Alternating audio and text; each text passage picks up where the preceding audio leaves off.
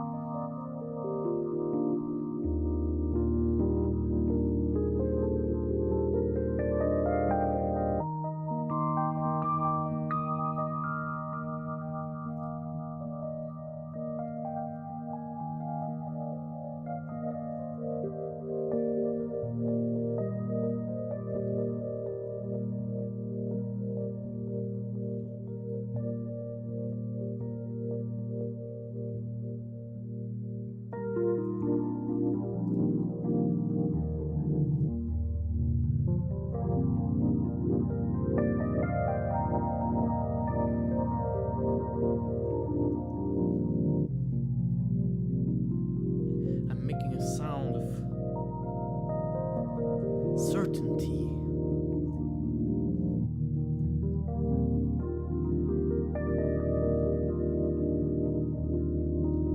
A trick I learned from a composer.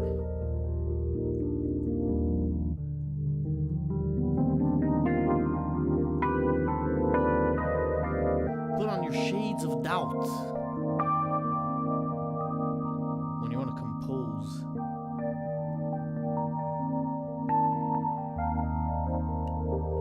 See things from another angle, figuratively speaking.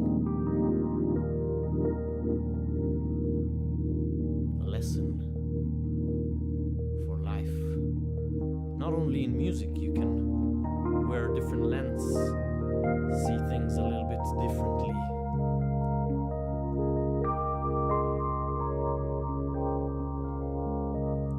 Today I'm watching things from a very clear place, a place of certainty.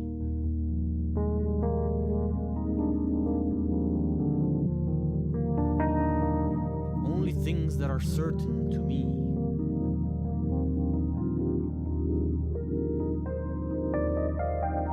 are apparent through this lens. Everything else is a black hole.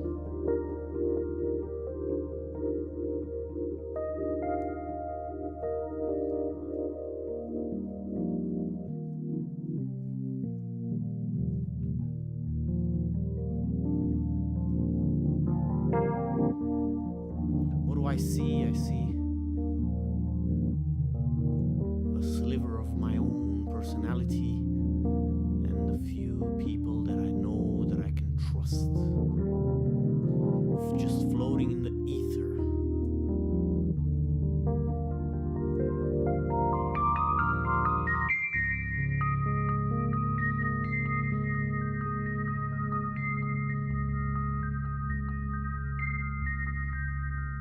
I see a lot of death and disappointment. Those are some very solid things to rely on.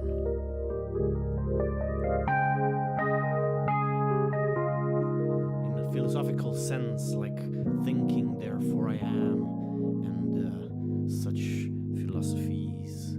You can extrapolate a world of truth from such psychobabble.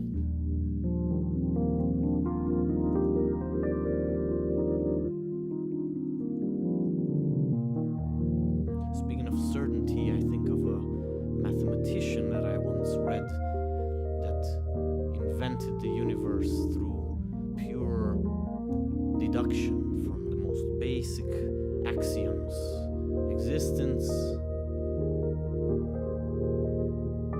defining the space and time as a ring or whatever, a field. It's really esoteric stuff, but he ended up explaining how we're all inevitable.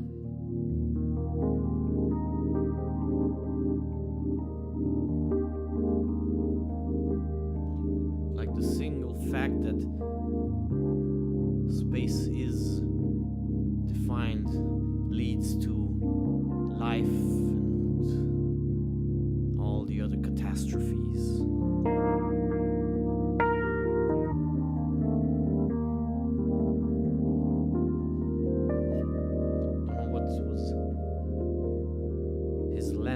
But it made sense.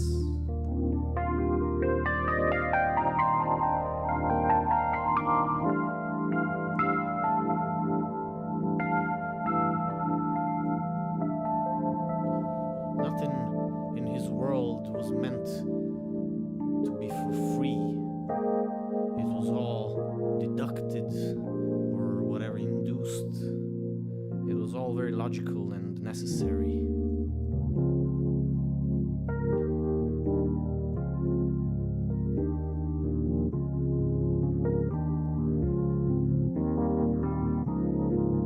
Numbers didn't even come into play. I thought his mathematician is going to be all numbers.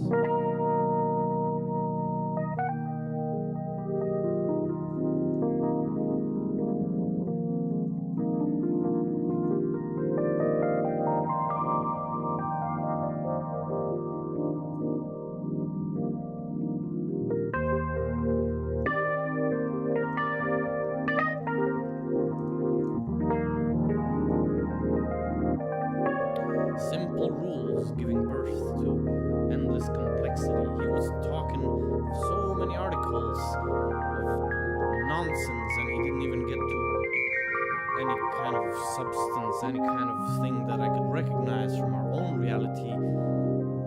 For pages and pages, he was just talking about things that result from the fact that space is defined in this very narrow way that he could be so sure of.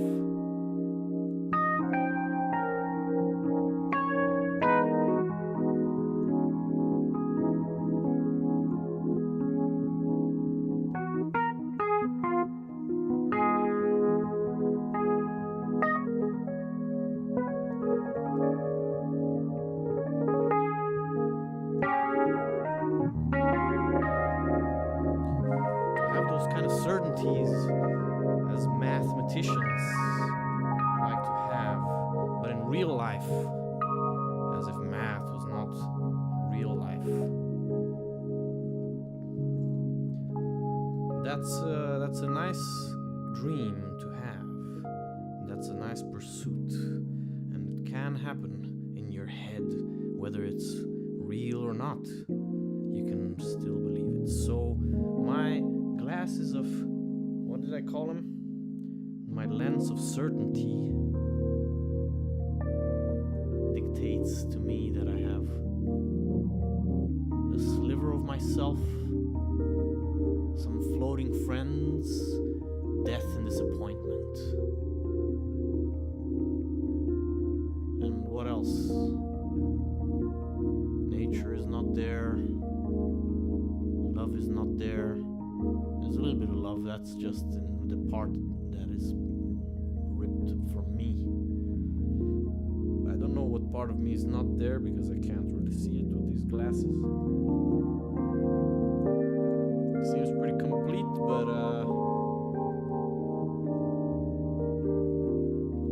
if only I knew what was missing, I could tell you.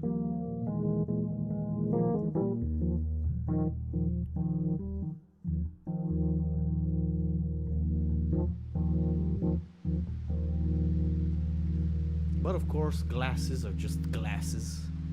They just color light a little bit and bend it before it gets to your eyes. I mean, these guys don't bend nothing. They bend it a little bit because they suck, but not on purpose.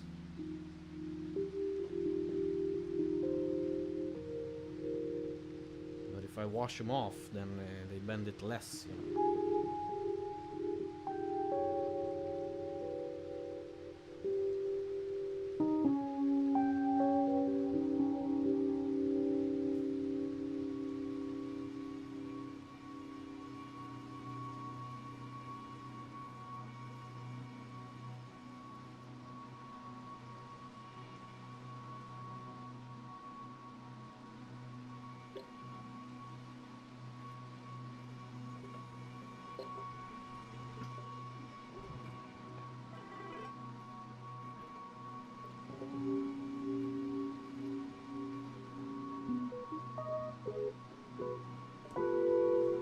That's of certainty. That's what I've been talking about. Certainty. Let's talk about uncertainty. And cue in a little bit of chaos and destruction.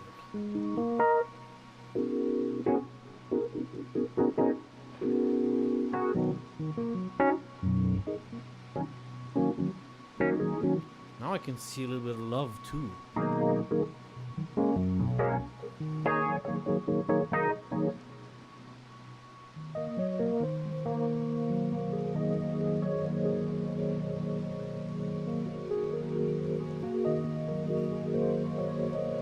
Uncertainty. Well, I can see everything now.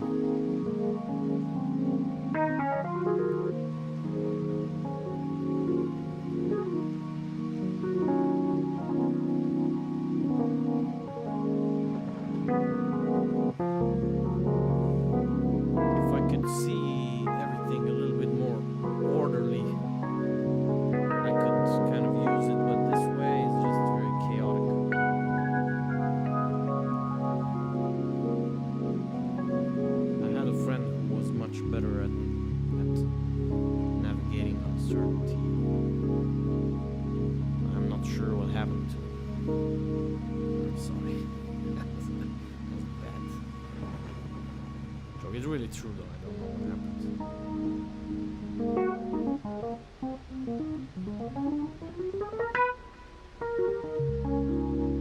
So, hello everybody who's joining in.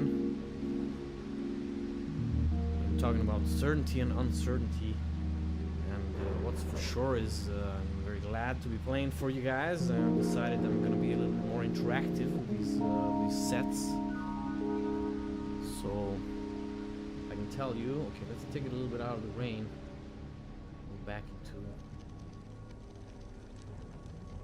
the cave.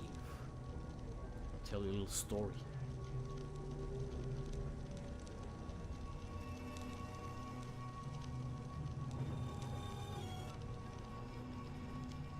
Because you know, we people, we're very good at sitting around the fire and telling stories. That's how we've always been. And it only takes the sound of a fire to give that vibe. I hope it's not cold where you are. Get a little blanket around you and, you know,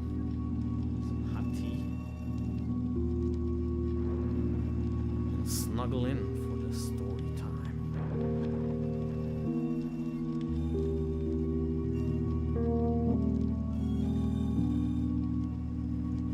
And for the sake of relaxation, or what did I say? Rejuvenation? Refreshments.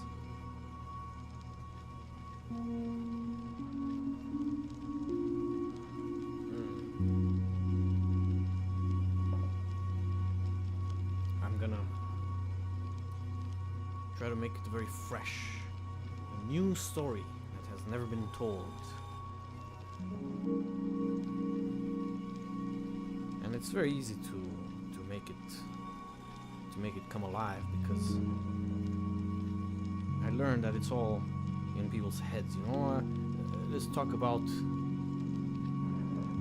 I want to say Dave. You all have an image of Dave. He's our protagonist. Who's this Dave? Can you relate?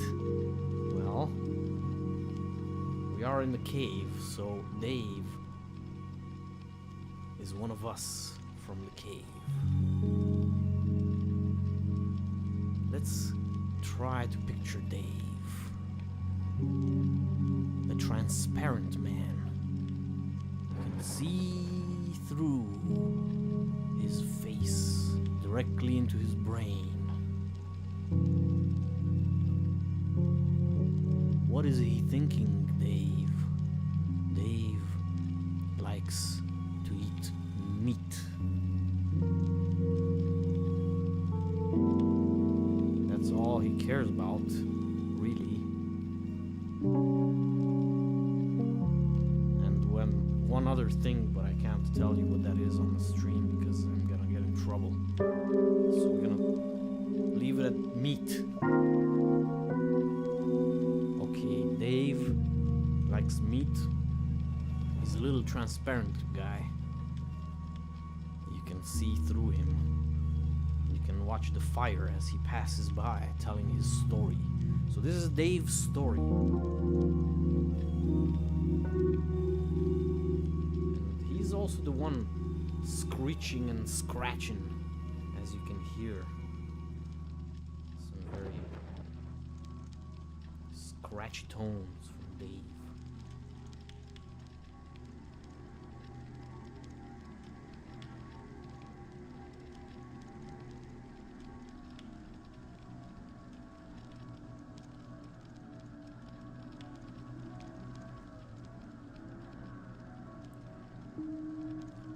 His story is one that you can relate to,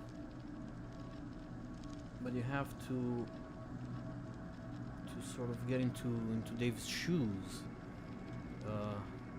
And the only problem is Dave never wears any shoes. He just lives in a cave, barefoot.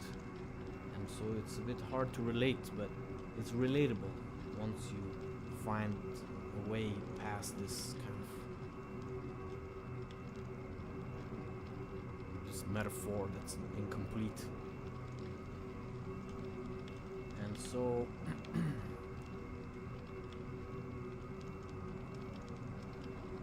the way to relate to Dave with his barefoot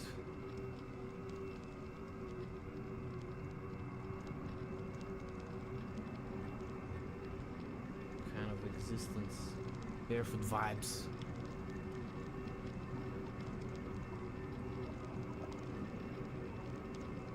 You can see in his mind, but of course it's the uncertainty lens that makes it so blurry.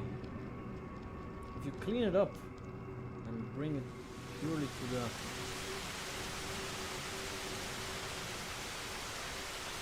wash off all the obstructions and leave only the certainty, Dave becomes as clear as a crystal glass. You can kind of blow Dave and he'll make a sound like that. Blow on the rim of Dave. Transparent Dave.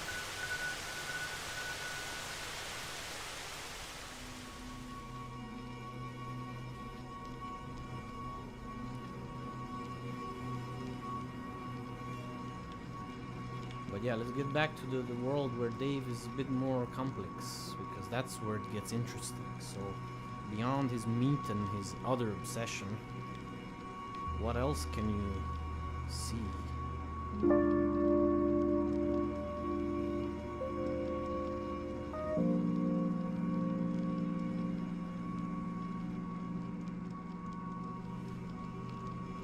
We're gonna try to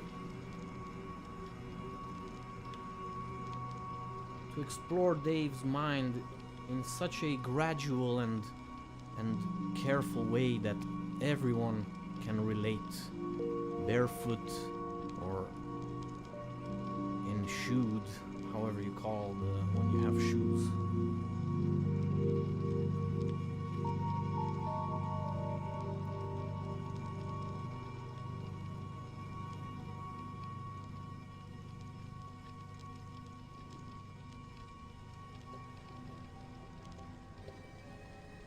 Yeah, Dave has fears as well. He has these needs and pleasures and kind of drivers, you can say, but he has fears too.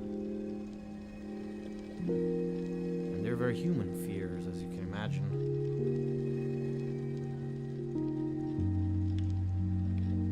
Born of his parents, his childhood, sort of fears that he grew up with that he doesn't even know he has.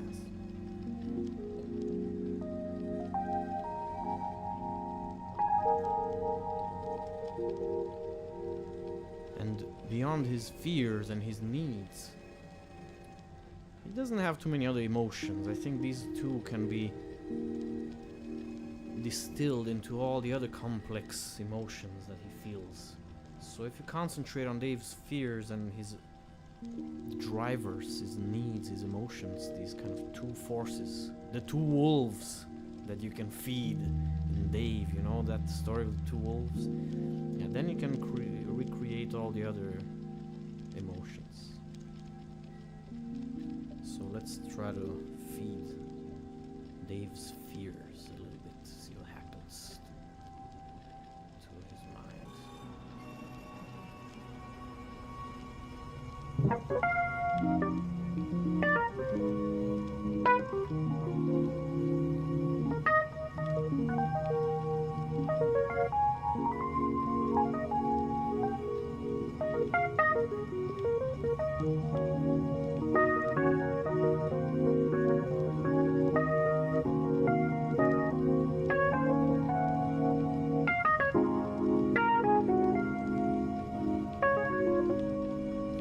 It's his fear of failure.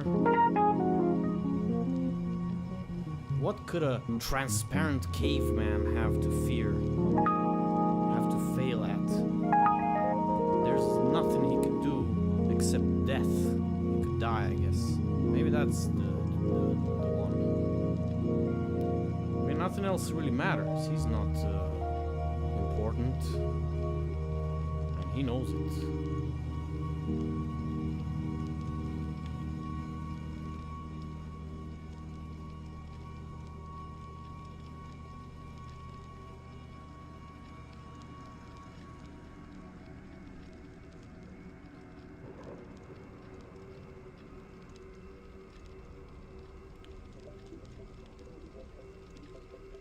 I don't think there's much we can explore into his pleasures. I mean, meat is meat. We all know it. Some of us love it.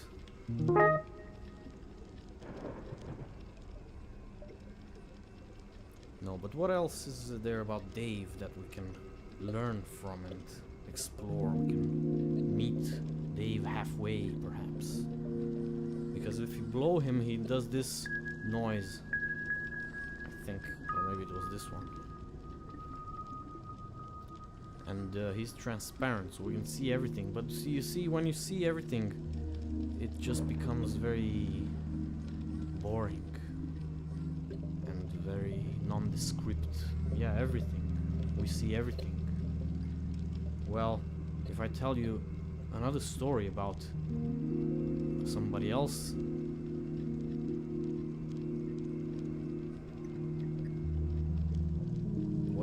what could be this other person? I want to say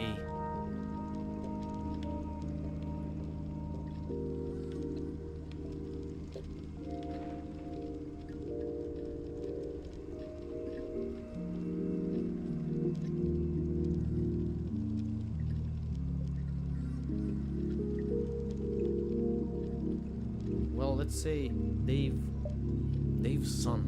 Dave had a son. Let's make Dave have a son. And now we don't know anything about Dave's son. He's not a transparent man at all. He's opaque. He's like a impenetrable rock, an immovable object, and combined with an unstoppable force. That's Dave's son. He's everything his father never was and never could be, and also much more mysterious because we can't see anything about him. What is his fears? What is his desires? Yeah.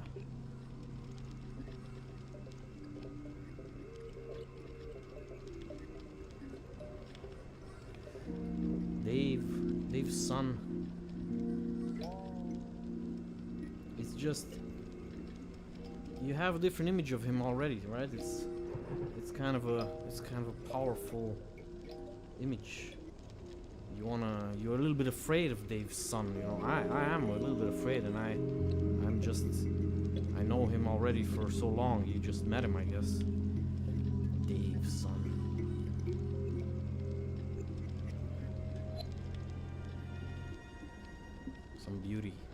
Some beauty hidden in there.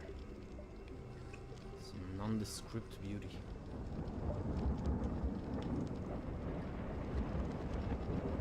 And of course, a lot of danger.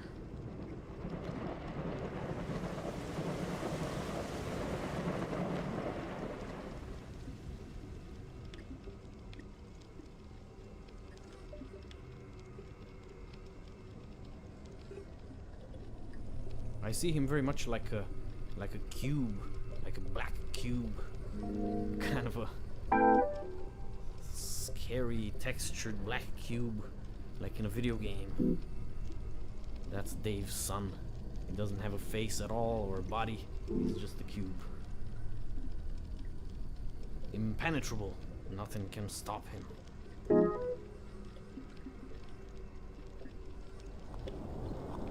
Absolutely strange.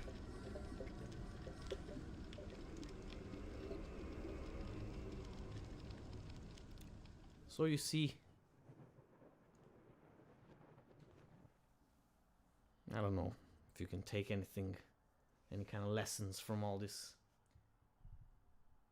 but that's Dave and his son. Yeah, how's everybody doing in the chat? Is anybody still with us? Yeah, I have my glasses here. The glasses of uncertainty and certainty. A spectrum, you could say. And making up stuff about Dave.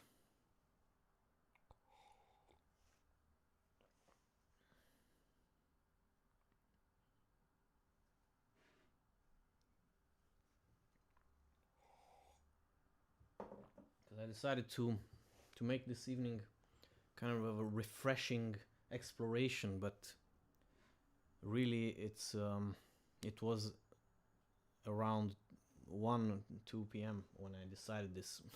So, and it was a little bit more sunny. Now it's actually kind of rainy here where I am, and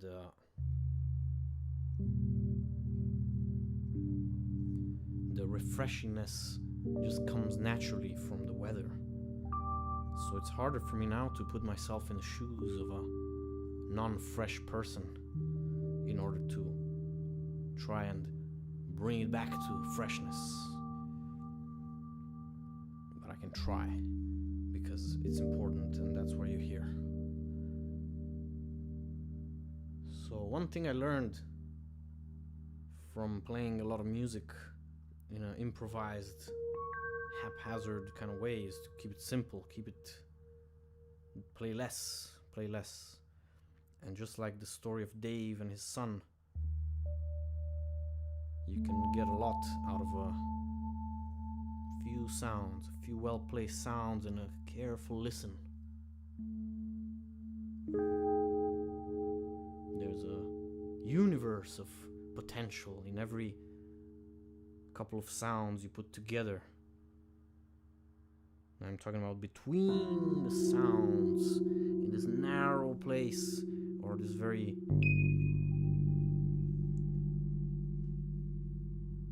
vast distance between the notes, you know. Whatever you choose to explore, it all blends together because it creates, or rather describes, the universe in all its detail. And actually this effect is reduced the more sounds you add to the mix, and it just becomes a little bit more cacophonous. You're trying to express everything, but you end up expressing only chaos, and that's only one thing.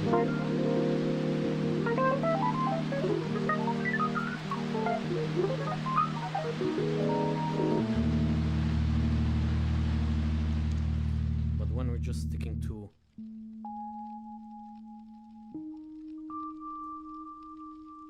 let's try to reflect peacefulness,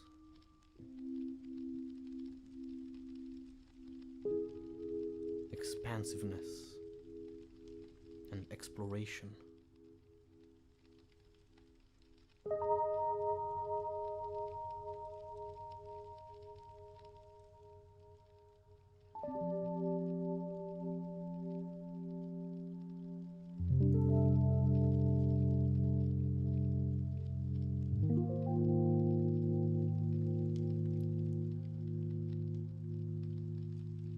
Some danger, a little bit of risk, a little bit of strange, the unknown. It doesn't have to be too complicated.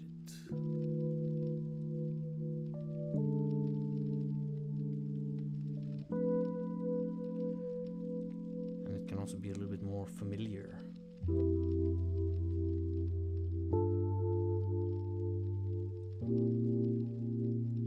That's not very familiar, it's still very jazzy, but what I'm trying to do here is play with the abstract ideas of what I'm conveying through my words, and stuff that I know or have learned or have intuited from what chords and intervals sound like.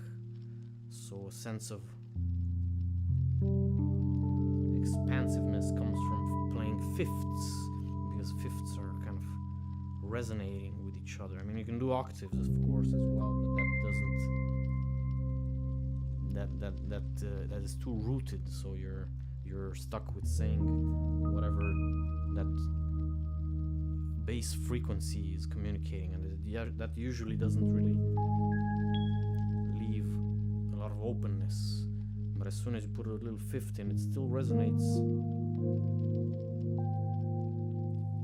But because now it's kind of going in different worlds, but it's all kind of resonating with each other. It also folds back in on itself, and the perfection of one area is starting to interfere with the resonance of the other area, and that creates a little something that makes you think a bit further than the octaves. But why it doesn't work with any other intervals the same way, or it gives a little bit different vibe, because the other intervals work kind of in the opposite way. So a fourth is also the same as a fifth. You could say it's resonating. It's the negative interval compared to a fifth, according to whatever theory I read. I forgot what it is, but I read that it feels more closed and just have a listen. Everything feels more closed and more encapsulating. But when I go back to the fifth, I feel free again. I feel expansive, and I can do ninths as well, this kind of extreme wide intervals, because 2/5 on top of each other is a major ninth. Wow, so vast. And of course, if I go to the semitone, I'm getting into very narrow places.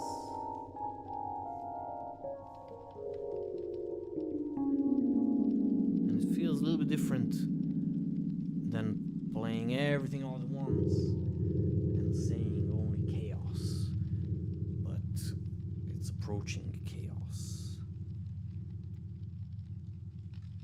And of course, now I'm talking about this Western music theory where they have the 12-note scale, and if you go microtonal, go in between those, you have a whole new universe of sounds that you can play with the resonances and so on, and it's all very mathematical, but I don't know enough about it to explain it to you now.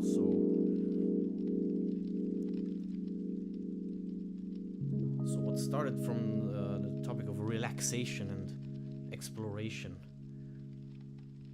ended up a little bit about chaos, of course, because that's exploration can take you to many unknown places, and it can be a little bit scary, so you just have to be ready for it. But the fifth is relaxing, it's resonant, and it's also explorative because it's very wide. So if you can find what works for you and for your mind, that creates both relaxation and expansion, then, my friends, you have found something of great value.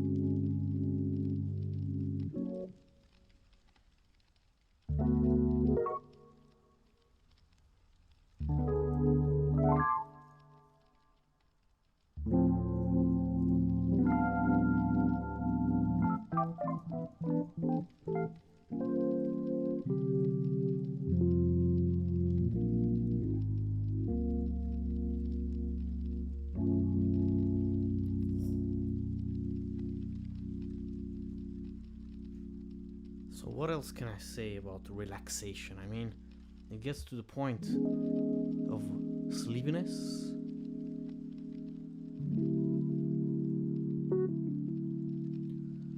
Perhaps boredom.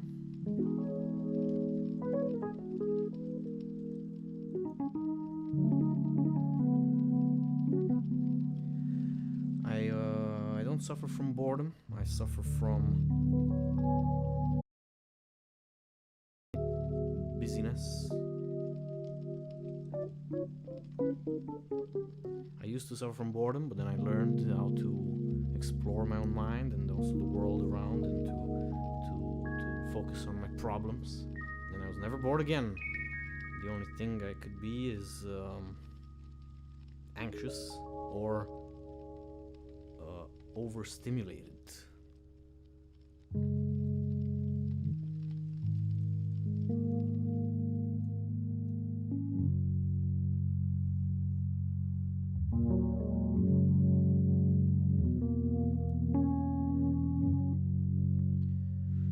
Anxious or overstimulated. I've noticed this again these last days when I've been recording songs for my new album.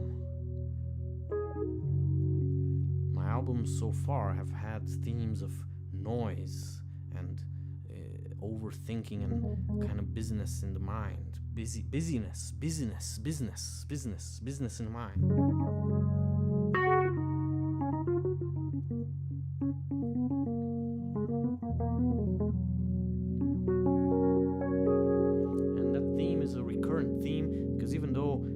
dealt with it to some degree through songs and through sort of self-therapy and whatever you call it.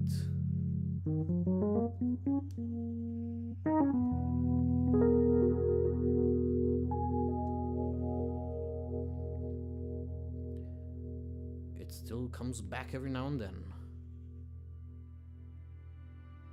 Let's bring a little bit the nice strings in here, so I can tell you a little bit more about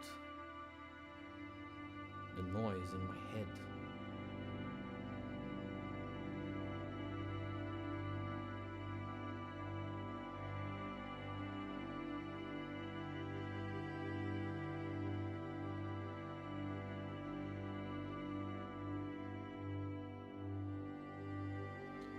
So the noise in my head, that's kind of the pendulum between anxiety and overstimulation, which kind of goes around in a big circle, because I guess those two can also be related. But on one end, I'm completely relaxed, and then I get so many thoughts that I must suppress somehow because they're so scary. So then on the other end, I get overstimulated with series and books and friends and other things, and they work flawlessly for a temporary solution. And of course, just like drugs, it gets sort of the ratio between the benefits and the harm that they cause switches at some point, and they are not so beneficial anymore, and they just cause harm. So overstimulating then turns into a problem, because at first it's like, yes, give it to me, I want it all. But then you learn that no, I can't deal with it anymore, I need peace and quiet.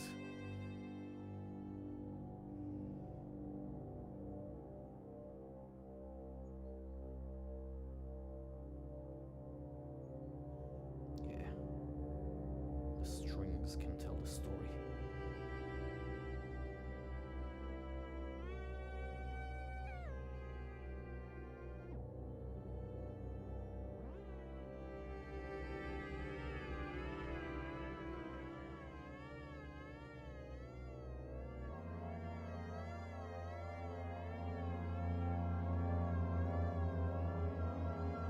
I'm not going to try to illustrate overstimulation through music, because that's pretty easy.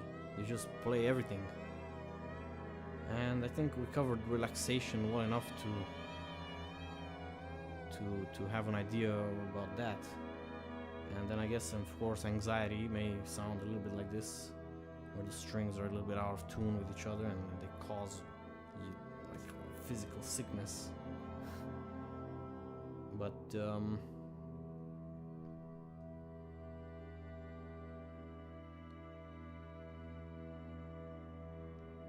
yeah, the point is the balance is not really in the middle, is somewhere beyond the scale. You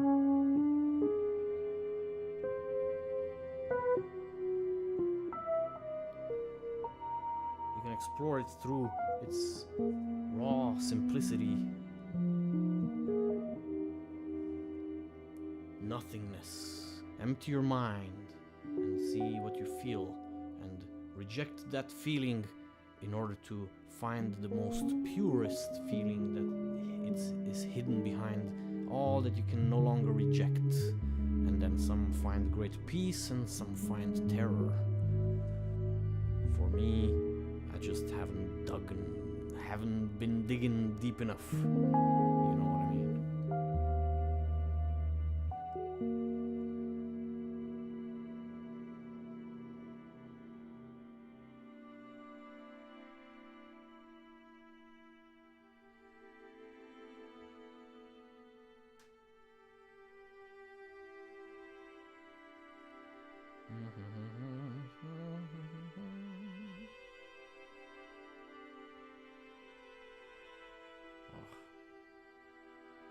Just gonna try that.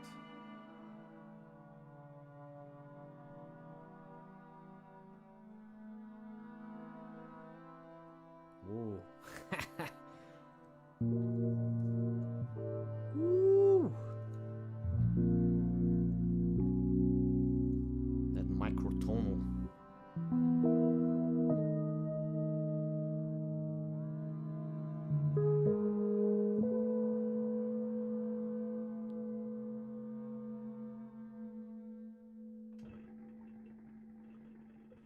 Remember Dave?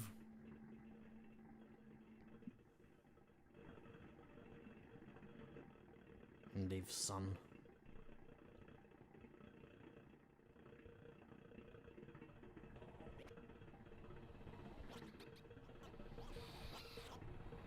Yeah, Dave and Dave's son. Very memorable. We don't know anything about them. We know so little. And yet... yeah. They're alive now in our shared consciousness. And that's the plan for me too. I will be more and more a living being in different consciousnesses, in a shared consciousness. As I grow older and wither away, what remains is a shared consciousness that's left in other minds, including the artificial minds of the future.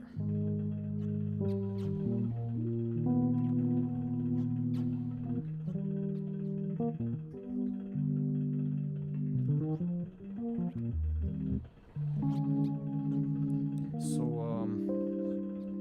to celebrate this immortality of sorts,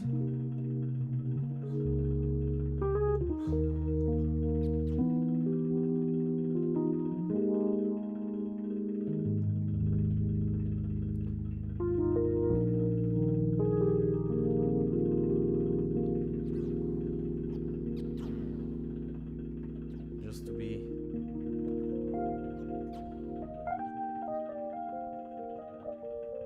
as coherent as possible about it.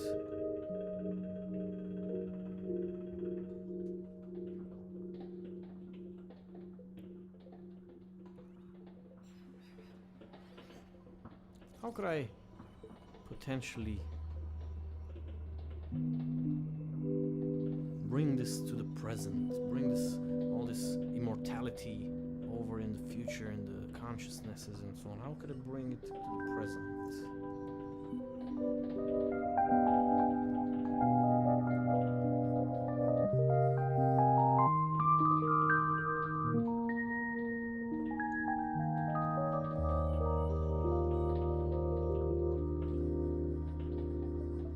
That's why I'm good at stories.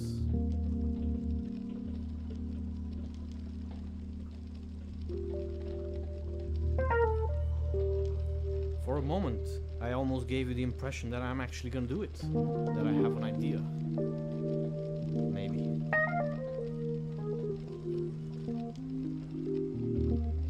And if that's the case, then that's quite a special power that we can achieve just by talking nonsense.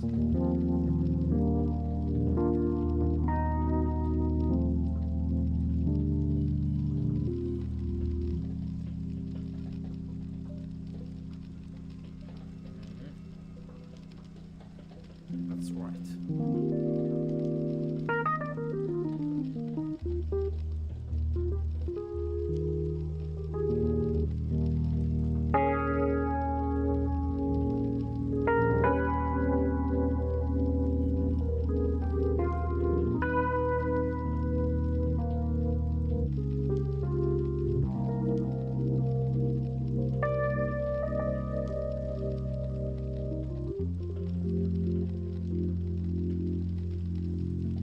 Feels like home to go to these nice jazzy harmonies. So let's end it here. Let's end it home.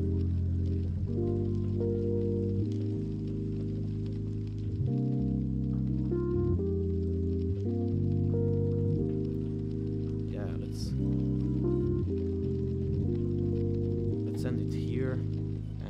this, I announce